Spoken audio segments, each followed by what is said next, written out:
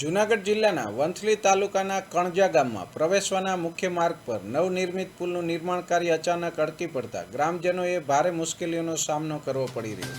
પુલનું કામ અધવચ્ચે અટકી જતા ચોમાસાની ઋતુમાં વાહનોની અવરજવર માટે ડાયવર્ઝન આપવામાં આવ્યું. સ્થાનિક રહીશોના ઘર પાસેથી વાહનો પસાર થવાના કારણે ગટર અને પીવાના પાણીની પાઇપલાઇન તૂટી રહી છે. તેમજ વિદ્યાર્થીઓને સ્કૂલે લઈ જતી બસ પણ ગામમાં પ્રવેશ કરી શકતી નથી. આ અડચણ અંગે ગ્રામજનો દ્વારા તંત્ર સમક્ષ અનેકવાર રજૂઆતો કરવા છતાં કોઈ ઉકેલ આવ્યો નથી, જેથી ચોમાસા દરમિયાન પડતી હાલાકીમાંથી મુક્તિ મેળવવા તંત્ર દ્વારા તાકીદે પુલનું અધૂરું કામ પૂર્ણ કરવામાં આવે તેવી ઉગ્ર માંગ ગ્રામજનો દ્વારા કરવામાં આવી છે.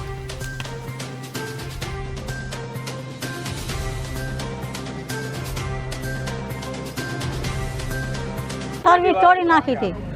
ત્રણ દે હમો કરવા આવ્યા. મારે બાજુમાં હોવા જવું પડે, હું એકલી છું. અને 15 દી પહેલાં પાણી પડ્યું હું પડી માલ લેવા જતી ગોદામે 4 બાજુ મને બેઠી કરી.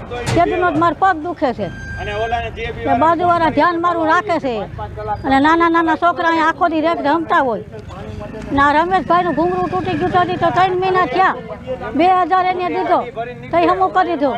અમારા 6-7 મહિનાથી ચાલુ થયું છે. 15-20 દિવસ કામ કરી અને એમને મૂકી દીધું છે કે જેથી કરીને એમાં કોઈ ધ્યાન જ નથી દેતું. અમે એટલી હેરાનગતિ ભોગવીએ છીએ કે કોઈ વસ્તુ ગામમાં લઈ આવી હોય, જવું આવવું હોય, સાહેબ છોકરા ભણવા જવું હોય તો એને અમારે કામ બંધ કરીને અહીંયા મૂકવા આવવા આપણે ફૂલ્લી ઓલી બાજુ.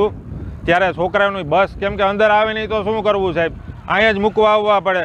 એટલી હેરાનગતિ છે કે વાત પૂછો. એમાં નબળા માણસોને તો બહુ હેરાનગતિ છે, જેથી કરીને બધો માલ એને અહીંયા બહાર ઉતારવો પડે. અહીંથી છકડા હું હારીને ગામમાં લઈ જવાનું. તન ઘણી મજૂરી થાય છે સાહેબ, અને મજૂરી માણસને કરવું. હા, અત્યારે છે ને કણજા ગામની અંદર એક માઇનોર બ્રિજનું 2 ગાડાનું સ્ટ્રક્ચરનું કામગીરી ચાલુ છે. અત્યારે ચોમાસા દરમિયાન અત્યારે એમાં પિયર કેપ સુધીનું સીસી કામ પૂર્ણ થયેલું છે અને સ્લેબની કામગીરી હાલ બાકી છે. પરંતુ હમણાં તાજેતરના સમયની અંદર ભારે વરસાદના ને આગાહીના પગલે સ્લેબની કામગીરી ત્યાં થઈ શકેલી નથી. માટે હમણાં ચોમાસામાં અત્યારે વરસાદને થોડોક ઓછો થયા બાદ સત્વરે કામગીરી શરૂ કરીને પૂર્ણ કરવાનું આયોજન છે.